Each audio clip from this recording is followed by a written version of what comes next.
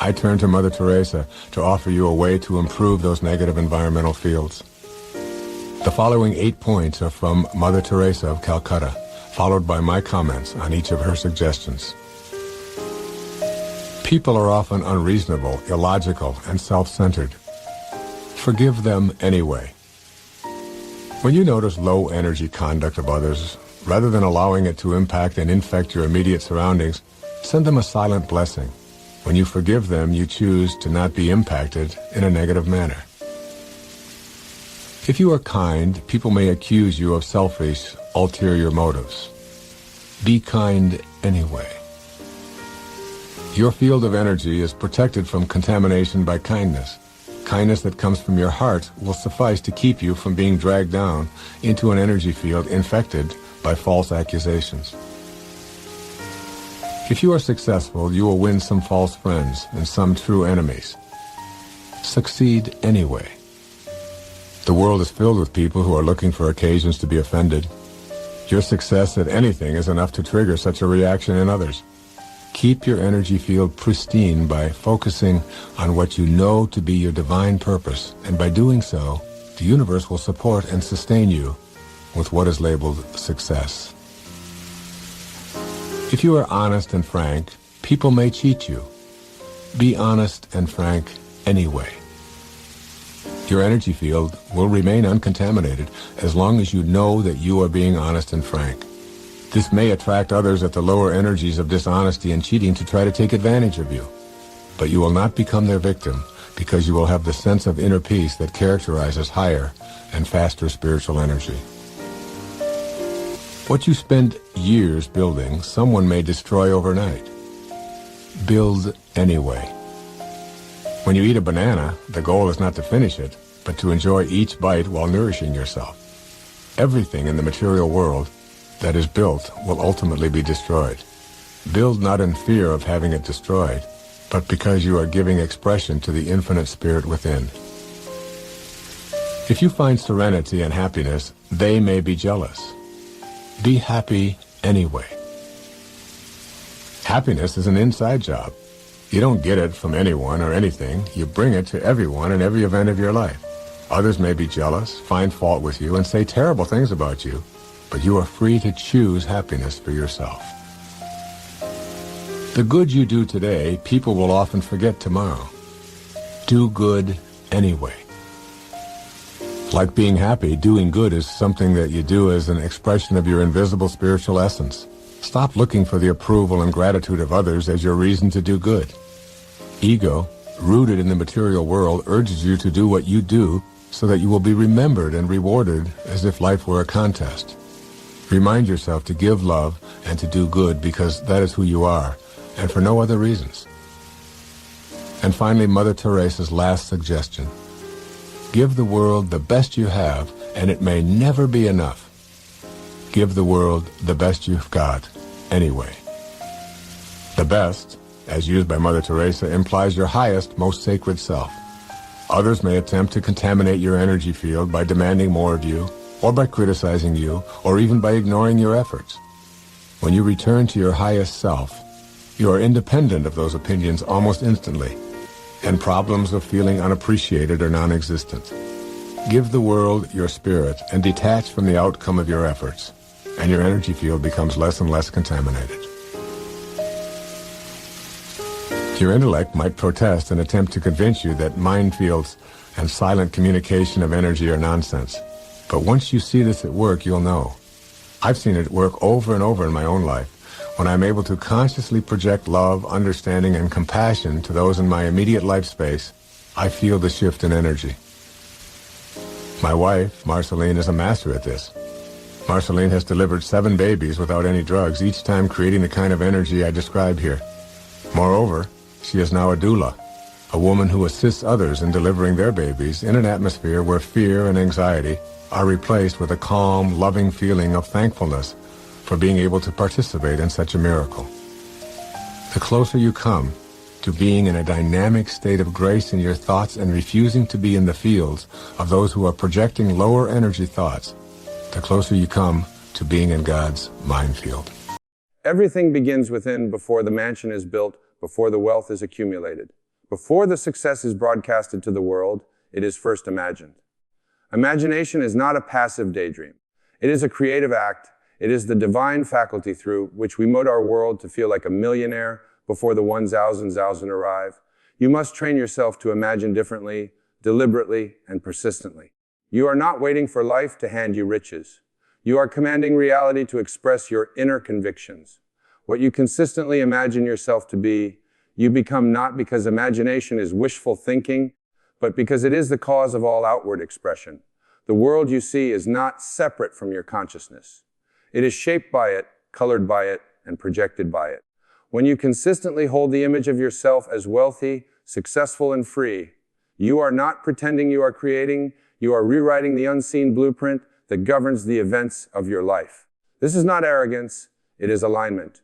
You are aligning yourself with the deeper truth, a higher identity, one that already exists within you. The problem is not that people imagine too much, but that they imagine the wrong things. They see debt, so they feel poor. They see struggle, so they assume lack. But the senses only confirm the past. Imagination reveals the future. To truly be wealthy, you must ignore the evidence of the senses and become loyal to your inner vision. This is not denial. It is mastery. It is the secret the world overlooks. Let your imagination become your sanctuary. Visit it often, sit in silence, and ask yourself, what would my life look like if I were already a millionaire? Do not answer with logic. Feel it. Experience it in full color. Walk through your dream home. Sit in the comfort of your favorite chair. See your bank balance reflecting abundance. Hear the words of admiration spoken about you. Feel the security, the power, the joy of having more than enough. This practice is not to get rich in the tradition, since it is to become inwardly rich now. It is to enter the state where money is not something you chase. It is something that flows to you as a natural response to your consciousness. The outer world will catch up, but only if you do not waver. Return daily to your inner sanctuary. Build the habit of seeing yourself as wealthy. Do not do it to impress the world. Do it to awaken the truth within you. Wealth is not something you achieve. It is something you express, and expression begins in imagination. The world will follow your lead when you lead from within. Imagination is not the escape from reality. It is the foundation of it. Dare to imagine boldly, and reality must conform. This is the true power hidden in plain sight. Your imagination is the gateway to reality. The key to transformation is not effort, but identification.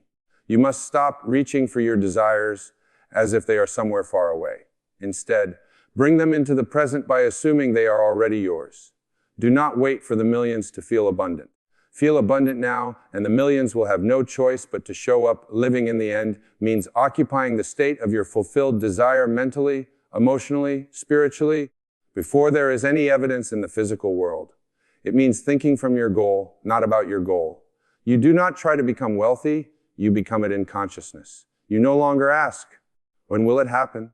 You begin to live as if it has already happened. This is not pretending it is creating. You are not faking anything. You are faithfully inhabiting a reality that already exists on a higher level. Your job is not to force it into existence, but to assume the position of one who already possesses it. Ask yourself daily, if I were already a millionaire, how would I think, speak, move, and feel? What decisions would I make? What would I no longer worry about? What would I expect? Living in the end requires that you allow these answers to shape your behavior right now, not someday in the future. Your inner world must reflect the truth of your fulfilled desire, even when the outer world has not yet caught up. Living in the end is an act of radical faith. It is choosing to prioritize your inner conviction over external conditions. And here is the paradox. Once you truly live in the end, the outer world begins to rearrange itself to match your new identity. The world cannot help but yield to your dominant state of being. This state must become natural. It should feel so real to you that you no longer question it. You no longer hope for wealth. You move through your day with the confidence of someone who already has it. You no longer seek signs. You are the sign. The world reflects who you are being, not what you are wanting. When doubts arise, and they will, do not fight them. Simply return to the state. Enter the end in your imagination. See it. Feel it. Dwell in it. Let it soothe you and guide you. Let the feeling of the wish fulfilled be your resting place. When this becomes your default state, life begins to bend around your new identity. Understand this. Your desire was not given to torment you. It was given to awaken you. It is a seed from a higher realm, and it comes complete with all that is required for its fulfillment. But you must nourish it by living as though it is already so. So today, make the decision. Stop postponing your wealth. Step into the feeling of already being that which you desire. Don't wait for the end. Live in the end. And from that place, all things are not only possible, they are inevitable. Wealth is not a number in a bank account. It is a state of being. It is not something you acquire. It is something you embody when you assume the feeling of the wish fulfilled. You no longer act as someone who is striving for success. You become the person who already possesses it, and in the becoming, the outer world must rearrange itself to mirror your inner transformation. Your emotional state is creative. It sends out a silent signal to the universe, and that signal is always being answered when you feel poor, needy, or lacking. Even if you mask it with positive words, you are still declaring, "I do not have," and the world echoes back that truth. But when you feel rich, secure, and abundant, regardless of your current circumstances, you are broadcasting a new signal, one that commands reality to follow. Assumption is not about effort or force. It is about surrendering into the truth of the desired state. To assume the feeling of the wish fulfilled means to dwell in the emotional atmosphere of already having what you desire. It is feeling as though your desire has already been realized, and living from that conviction. You don't wait for evidence to feel differently. You feel differently first, and then the evidence appears. This is the great reversal that most never understand. The world teaches you to react, but creation demands that you lead. You must feel the result before the result can show itself. Feel rich now, and the world must catch up. Imagine what it would feel like if money were no longer a concern. Let that feeling rise in your body. Would you feel relieved, grateful, free? Would you walk differently, speak with more certainty, sleep more peacefully? That feeling is the key. It is not fantasy, it is the blueprint. You must move into that state, occupy it fully, and let it become familiar. And here's the beautiful secret. You can do this now. No one can stop you from entering the state of wealth in your mind. You don't need permission. You don't need the current balance in your bank account to change.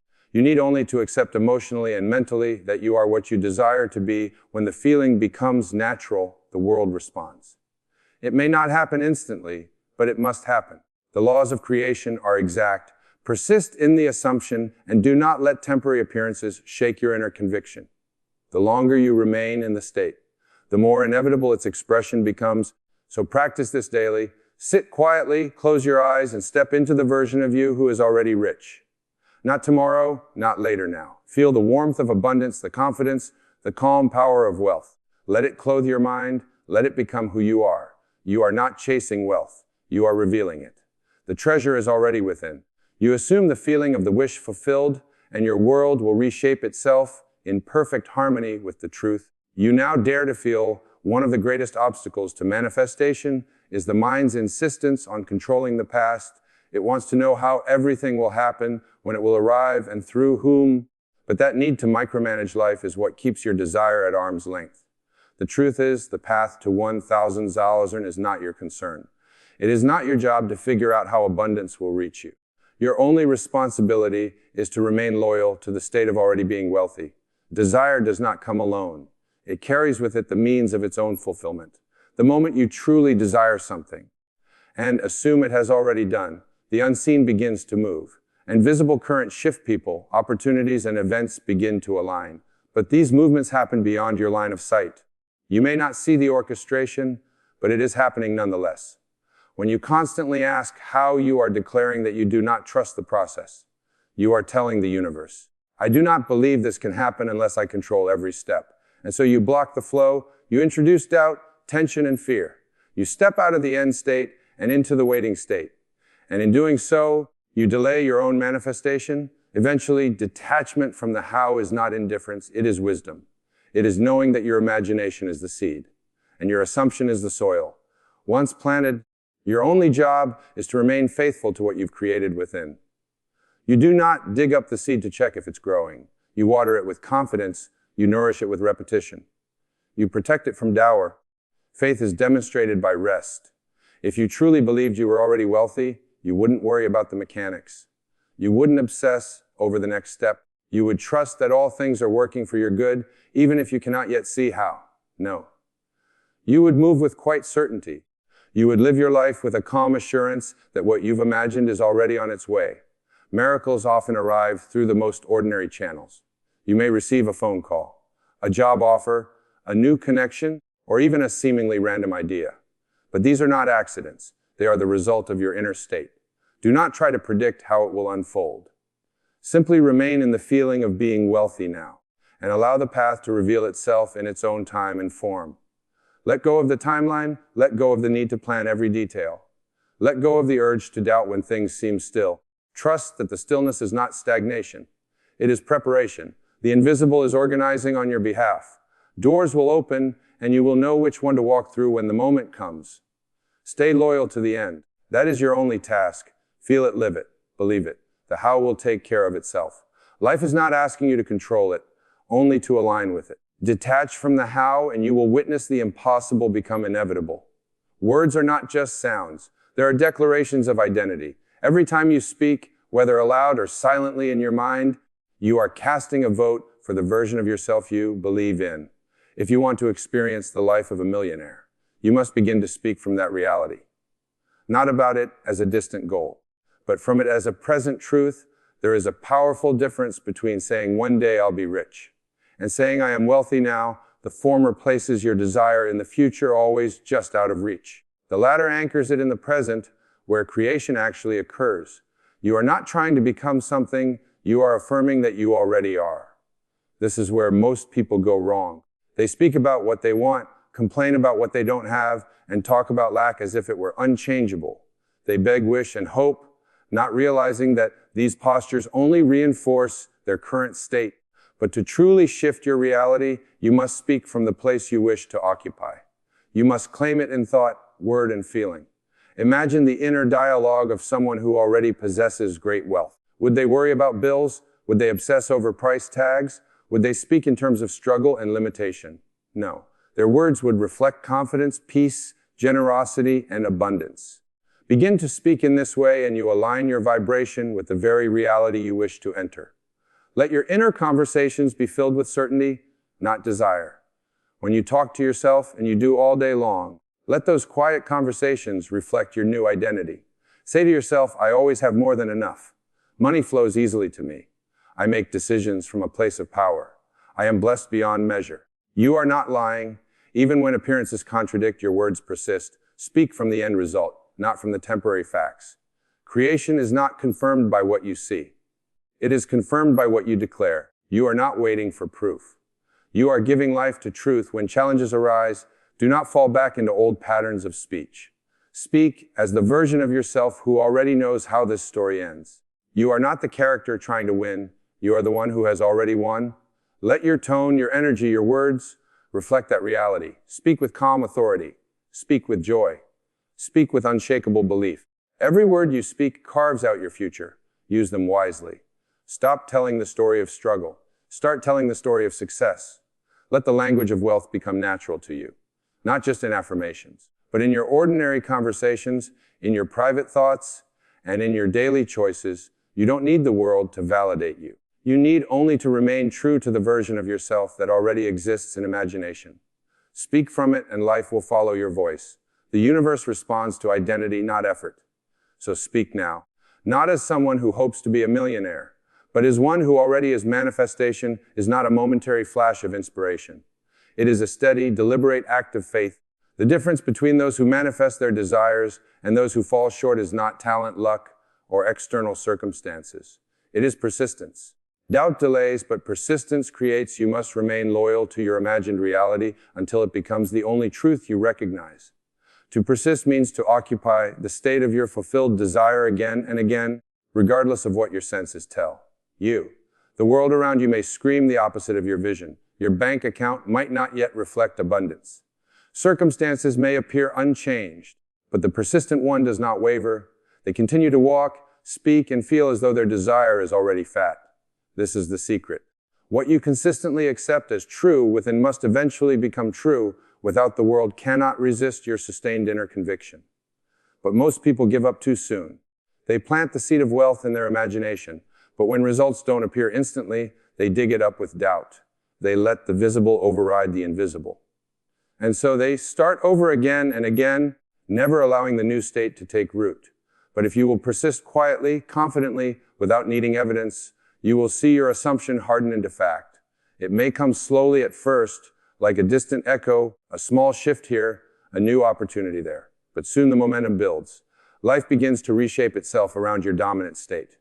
The outer world conforms to the inner blueprint. Persistence is not about force, it's about faithfulness. You are remaining faithful to your new identity, not because you are trying to make something happen, but because you know it already has. There is nothing to chase, only something to become. You live as the millionaire now. Not tomorrow, not someday, but now you buy in your imagination. You live in gratitude. You think from abundance. You do this again and again until it becomes natural, and when it becomes natural, it becomes real. With great manifestation begins with persistence.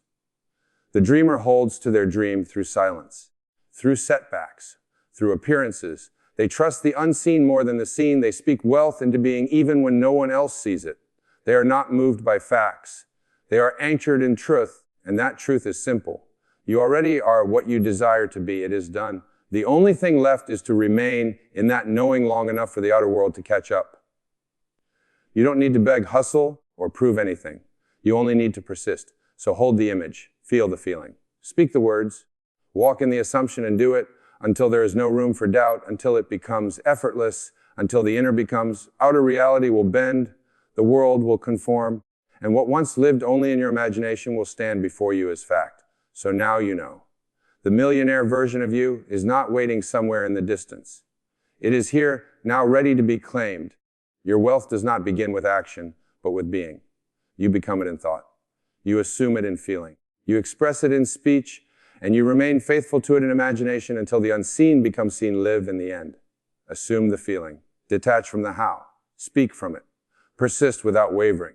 This is the divine formula. This is the path walked by those who understand that reality begins within, no matter where you are right now. Know this, your current circumstances are not the final word. You are the operant power. The authority over your life rests in your ability to feel a new state, to inhabit it, and to trust it until it becomes flesh. Dare to believe that what you imagine is more real than what you see. Dare to remain faithful to your inner vision in a world that insists you be realistic, and dare above all to feel. Now what you once reserved for the future, because when you feel it now, the future must obey. Thank you. Thank you for opening your heart to this message. Thank you for daring to dream bigger. And thank you for choosing right now to step into the most powerful truth of all. You already are what you desire to be. The rest is just catching up. You wake up before the sun, the alarm louder than your intuition. Your feet hit the floor before your spirit even stirs. You move through your day like a ghost disguised in productivity. A flurry of emails, traffic, notifications, obligations, all of it stitched together like a well-rehearsed illusion. But have you truly awakened? Or are you merely moving? There is a difference between motion and meaning, between activity and aliveness. The world will applaud your exhaustion. It will celebrate your hustle. It will reward your burnout with hollow titles and temporary applause. But deep within, your soul will whisper, this isn't why you came. You weren't born to check boxes. You weren't sent here to live in loops. You came as a divine spark, not a mechanical cog. You came to feel, to grow, to listen to the invisible melody of your own becoming, not to perform an endless dance choreographed by the expectations of others. Life isn't something to conquer. It's something to merge with. And yet, we confuse the buzz for bliss. We wear our calendars like armor. We equate urgency with importance. We say, I'm busy, as if it's a badge of worth. But busy doesn't mean present. Busy doesn't mean connected. Busy doesn't mean awake. It just means occupied, and often occupied by things that are not aligned with our soul's assignment. You could spend your whole life moving at full speed toward the wrong destination. And in the end, you'll realize that being constantly in motion never made you feel more alive. It just made you forget how to be still. Stillness is not laziness. It is the pulse of the eternal. It is the sacred space where the divine reminds you of who you are beneath all your roles. The one who watches, the one who knows, the one who doesn't need to do anything to be worthy of everything. You are not alive because you are moving. You are alive because you are aware. Alive because you are connected. Alive because you are aligned with something deeper than what the world sees. Let go of the illusion that your worth is measured in metrics. You are not a task.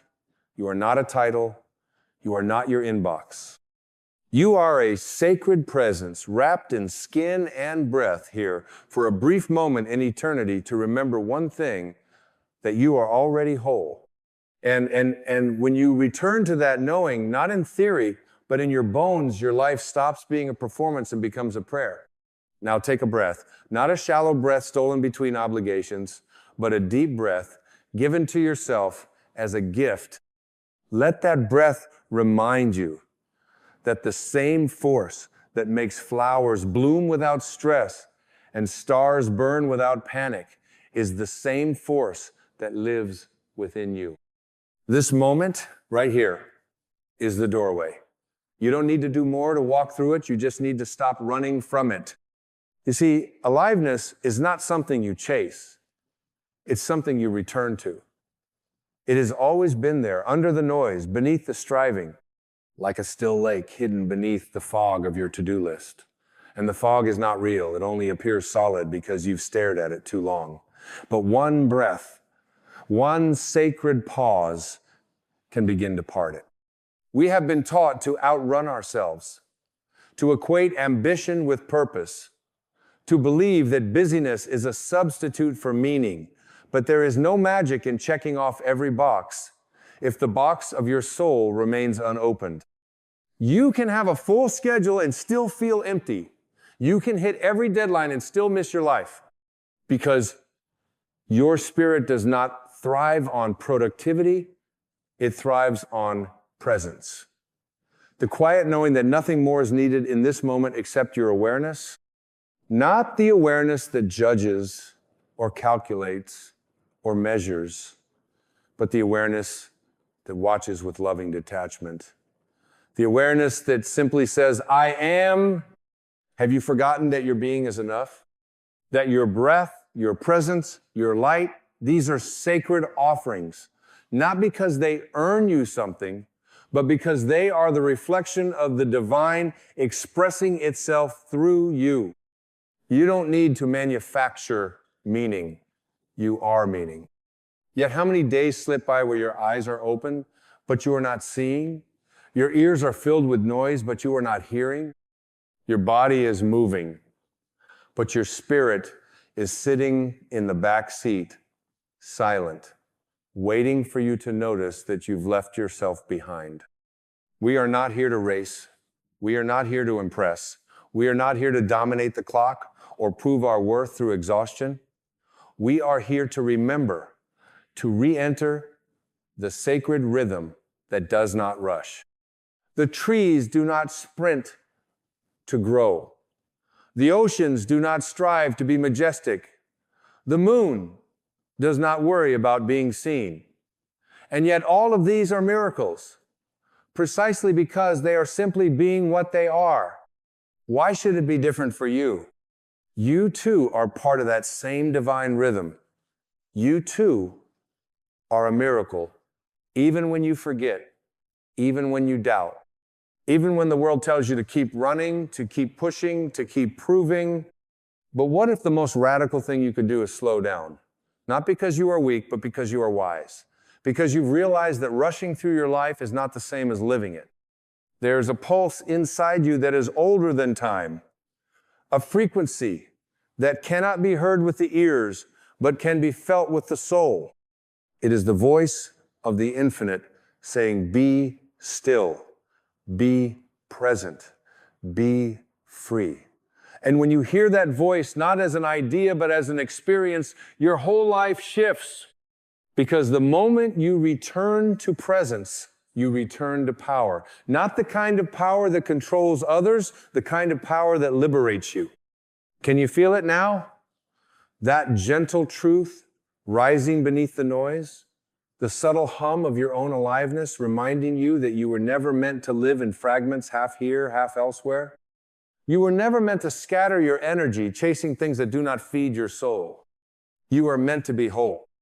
And wholeness is not achieved through more doing, it's revealed through more being. You don't become more alive by adding to your schedule. You become more alive by subtracting the distractions that numb your awareness. So take inventory, not of your tasks, but of your truth. Ask yourself, what am I busy with? And does it reflect what I value? Or have I simply inherited a script written by others, repeated by culture, accepted by default? You are not obligated to continue performing a life that exhausts your spirit. You are allowed to step off the treadmill. You are allowed to stop chasing, stop proving, stop explaining. You are allowed to live in rhythm with your soul, not in reaction to the noise. It is not selfish to reclaim your peace. It is sacred. Because every moment you live in alignment, you become a lighthouse for others still lost in the storm. And this world needs more lighthouses, not more multitaskers, not more overachievers, but more fully awake souls who choose to live deliberately, love intentionally, and breathe like each inhale is a hymn to the infinite. You are here for that kind of life. And so the illusion of busy begins to crack, not because the world around you slows down, but because something within you begins to awaken. You start to recognize that not every invitation is sacred. Not every demand is yours to fulfill. Not every calendar entry is aligned with the heartbeat of your spirit. You begin to feel it, that gentle ache for simplicity, that quiet hunger to feel alive again, not just useful. What a tragedy it is to live every day and never touch the miracle of the present, to exist inside a perfectly organized life, yet feel emotionally bankrupt, to wear the costume of success while the soul starves for authenticity. But this moment, yes, this one is your permission to stop, to pause long enough to hear the sound of your own existence again. When was the last time you watched the sky stretch across the evening without checking your phone? When was the last time you felt your own breath instead of rushing to the next obligation? When did you last walk through your own life like a guest of the divine, grateful, awake, and in awe? Aliveness is not something that can be achieved through speed. It's something that blooms in slowness, in attention, in wonder. It's not in the constant motion, it's in the sacred still point beneath the motion. That quiet place where nothing needs to be earned, nothing needs to be explained, and everything simply is. The ego will scream at you to hurry. It will tell you that stillness is wasted time, that silence is unproductive, that rest is weakness.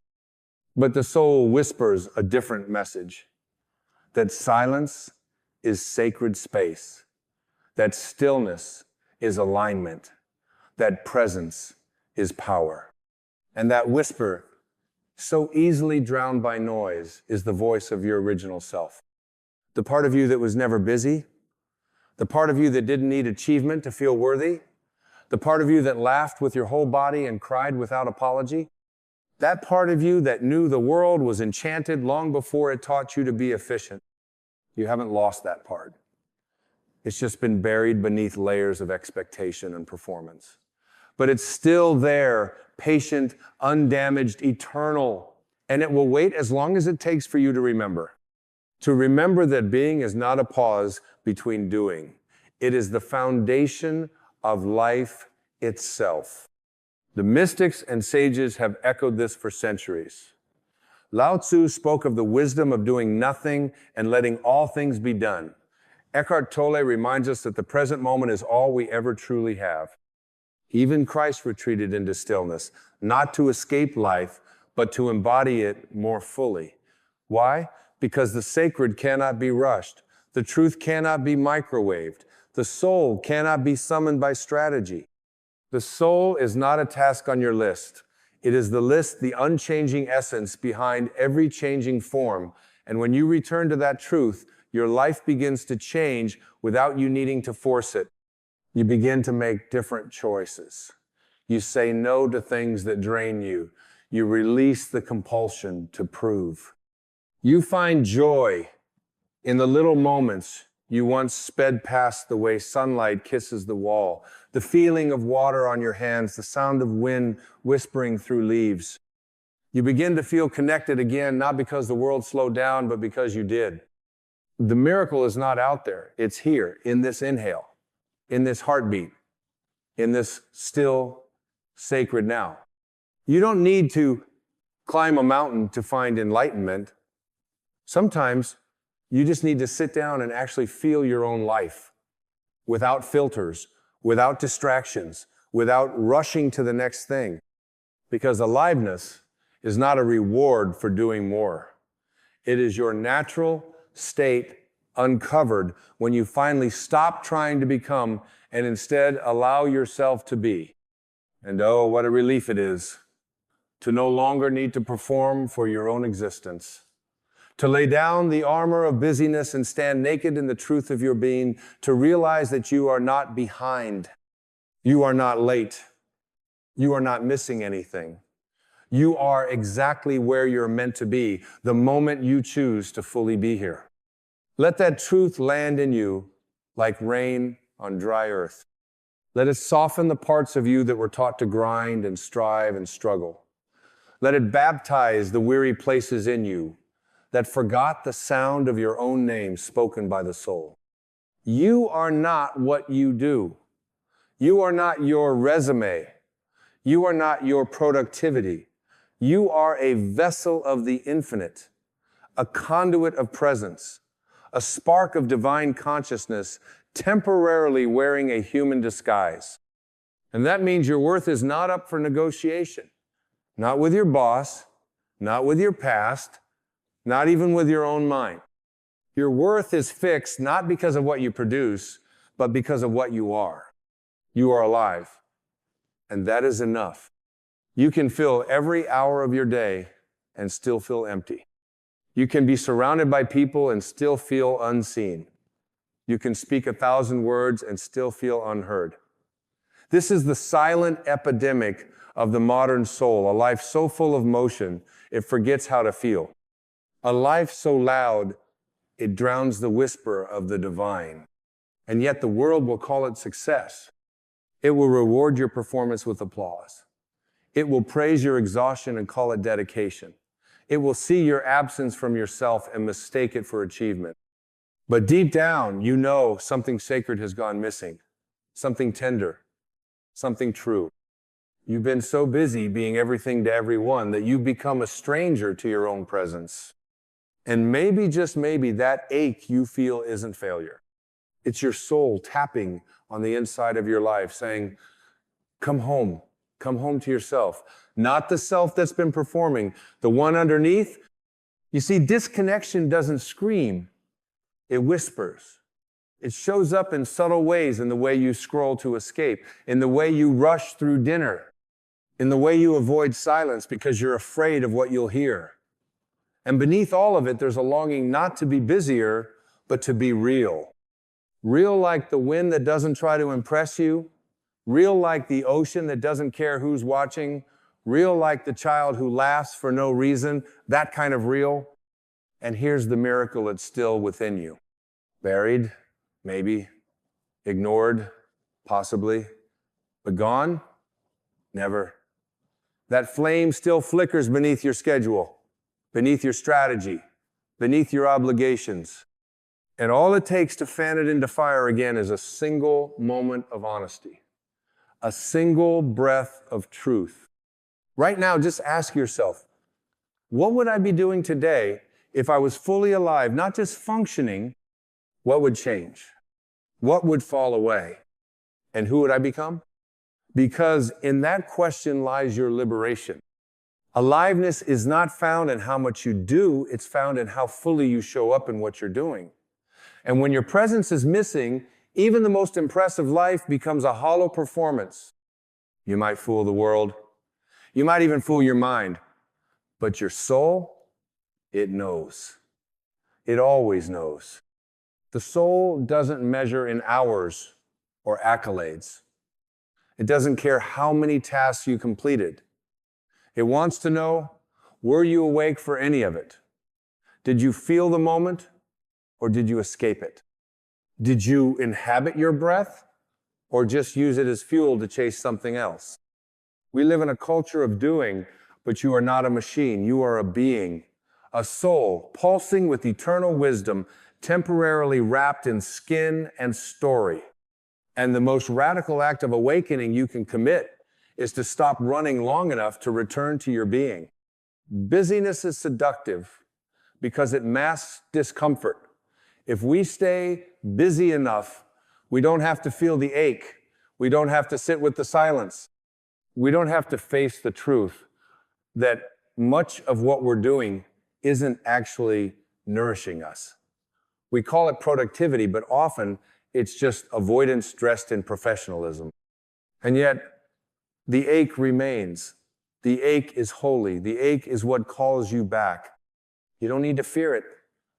It's not here to punish you. It's here to point you toward what you've forgotten, that you were not created to merely function.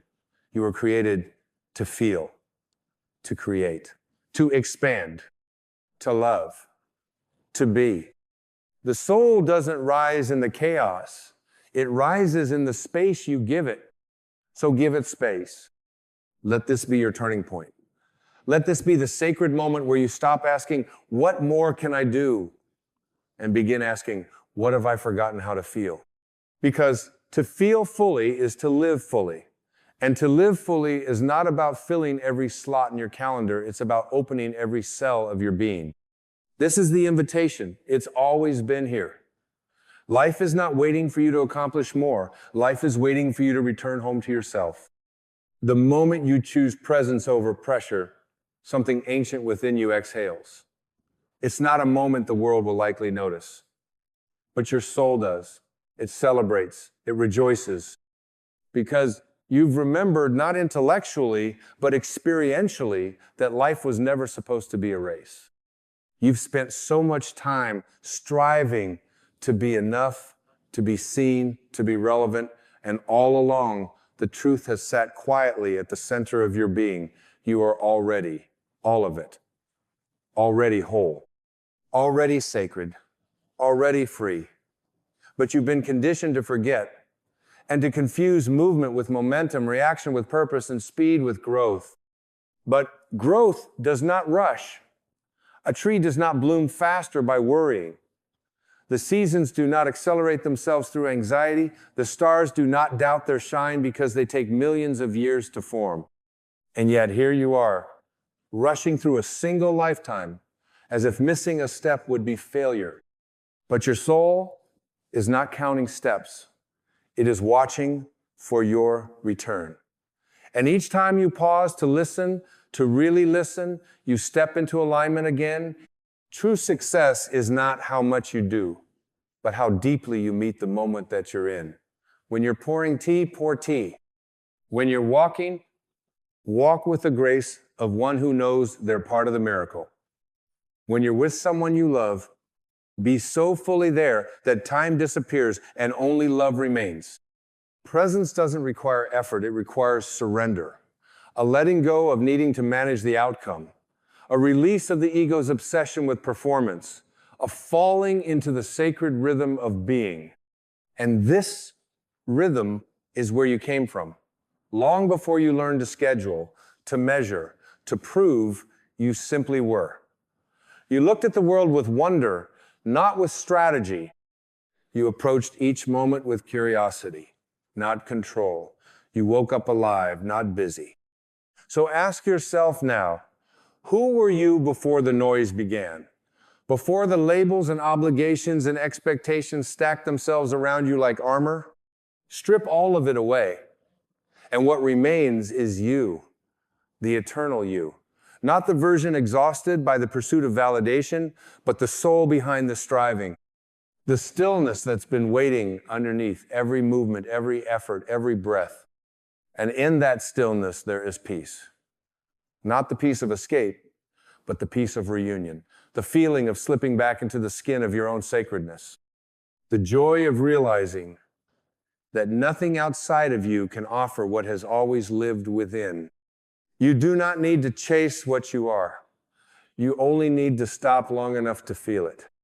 When you return to your center, time expands. One moment can feel eternal because it is being fully met. Life no longer rushes past you. It begins to bloom around you. And you start to live, not just exist. This is aliveness. This is what you came for. And no title, no paycheck, no accomplishment can match the richness of a life lived from the center of being. You may still go to work. You may still check emails, care for others, plan, prepare, but you will no longer do it from the place of lack. You will do it from fullness, from awareness, from a knowing that you are not your activity, you are the awareness beneath it. You are not a role. You are not a job. You are not a name on a document or a dot on a digital map. You are consciousness expressing itself through form, a moment of God wrapped in a moment of skin. And once you remember this, even the most ordinary moment becomes holy. The way you stir your coffee, the way you look out the window, the way you greet a stranger, all of it begins to glow with purpose, not because it's grand, but because you are present in it. Presence is the portal to all transformation. Nothing needs to be added to you. No more strategies. No more self-improvement tricks. Just presence. Because when you're truly here, the truth reveals itself without force. The peace you were chasing in the future lands in your lap in the now. The love you thought you had to earn begins to arise from within. And the life you thought was waiting for you finally begins. You are not running out of time. You are running away from presence. But the moment you stop, truly stop, time bows to your awareness and eternity enters. So don't just slow down, wake up, peel back the layers of effort and busyness and see what's been here all along. A sacred stillness, a quiet aliveness, a joy that does not depend on circumstance. Because aliveness is not somewhere you arrive, it's who you are when you stop pretending you're anything else. You do not need a bigger life. You need a deeper presence. For so long, we've been conditioned to stretch ourselves outward, to reach, to accumulate, to expand externally. But real expansion doesn't begin outward, it begins inward. It begins the moment you realize that the vastness you seek in the world already exists in the still point of your being. You are not here to collect experiences like trophies. You are here to allow life to pass through you, to let each moment transform you. The sunrise doesn't need to be captured to be sacred. The laughter of your child doesn't need to be shared to be eternal. The tears in your eyes during stillness don't need to be explained. They are all holy, and they are all signs that you are at last alive. This world will try to sell you aliveness. It will package it in destinations and devices and degrees. It will convince you that aliveness is something you can earn through more doing, more striving, more becoming. But nothing you add to yourself will complete you because you were never incomplete. You were simply distracted. And that distraction has cost you more than time. It has cost you presence. It has cost you the most valuable thing you possess, the ability to inhabit the now with your whole heart. Because the moment you truly inhabit the now, you remember the truth that you are already free. And this freedom is not loud. It is not dramatic. It's the quiet realization that you no longer need to keep proving that you belong.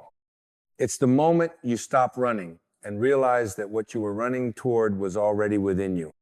It's the moment you give yourself permission to feel your life, not just think about it, not just plan it, but feel it. Feel the weight of your own breath. Feel the stillness beneath the noise. Feel the part of you that was never afraid, never confused, never separate from the divine. That is your true self. Unburdened, unhurried, unwavering. You don't have to burn out to earn rest. You don't have to collapse to deserve stillness. You don't have to reach rock bottom to rediscover what's real. You can choose now. You can say, enough. I will not trade my aliveness for approval. I will not sacrifice my soul on the altar of performance. Because the sacred has been whispering your name all along. Not in the chaos, but in the quiet. Not in the rush, but in the pause. Not in the crowd, but in your own heart. And once you hear that whisper, truly hear it, everything changes.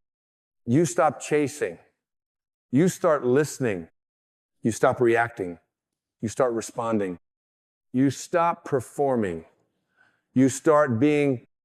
And when you begin to be, your life no longer feels like a struggle to maintain, but a miracle to witness. You don't need to add anything. You just need to feel everything. Every breath, every blessing, every moment that you once rushed past. This is not a performance anymore. This is presence. This is what it means to be alive. Not just busy, not just functioning, not just checked in on paper, but wide open to the infinite current of now, awake to the miracle that you exist, that you are breathing, that you are sensing, that you are aware. And from this awareness, a new life begins, not one built from pressure, but one built from peace. You don't need to escape your life. You need to awaken within it. Because your life is not the enemy, forgetting is. The forgetting that you are not here to perform. The forgetting that you are not here to earn. The forgetting that being alive is not a future event, but a present truth waiting to be remembered. You've spent years running on momentum that wasn't rooted in meaning. And now, something within you, something ancient, something tender is asking for truth. Not more input, not more effort, just truth. And here it is. You are already enough, already sacred, already whole. You do not need to do more to be worthy of your own breath. What you need is to pause long enough to feel it, to let it fill you, not as a function, but as a miracle. Because that's what it is, every breath, a miracle, every heartbeat, a reminder that life is not demanding anything from you but your awareness. It's not about slowing down for the sake of slowing down. It's about remembering that the divine never asked you to race, that the soul never signed up for burnout, that your essence has always known the truth. Peace is not at the end of achievement, it's in the stillness behind it. This stillness is not passive, it's not doing nothing. It is the highest act of power to be so rooted in your own presence that the world cannot pull you into its storm. To walk with still feet and an open heart. To move from a place of being, not proving. And from that place you begin to see clearly again. You see that every moment you rushed through was a missed appointment with the sacred. That every time you chose urgency over presence, you left a part of yourself behind. But you don't need to grieve that now. You just need to come back. Come back to your breath. Come back to this moment. Come back to yourself. Because this is what aliveness feels like. Not complicated, not distant, just here. The feeling of your bare feet on the floor. The warmth of light on your skin. The sound of your own laughter. The gentle awareness that nothing needs to be added because everything you've been chasing is already inside you, waiting for permission to rise. You do not have to sacrifice your soul to succeed. You do not have to dim your joy to be accepted. You do not have to stay busy to be valuable. The real success is presence. The real wealth is peace. The real freedom is choosing to live on your own terms. Slow, awake, whole. And in this moment, this breath, this sacred return you choose. You choose to stop measuring your life in output and begin measuring it in depth. You choose to let go of who you were trained to be and become who you were born to be. You choose to no longer trade your aliveness for approval. You choose to stop, to feel, to be. to live. Because just because you're busy doesn't mean you're alive. But now that you've remembered, you are fully, finally, gloriously alive.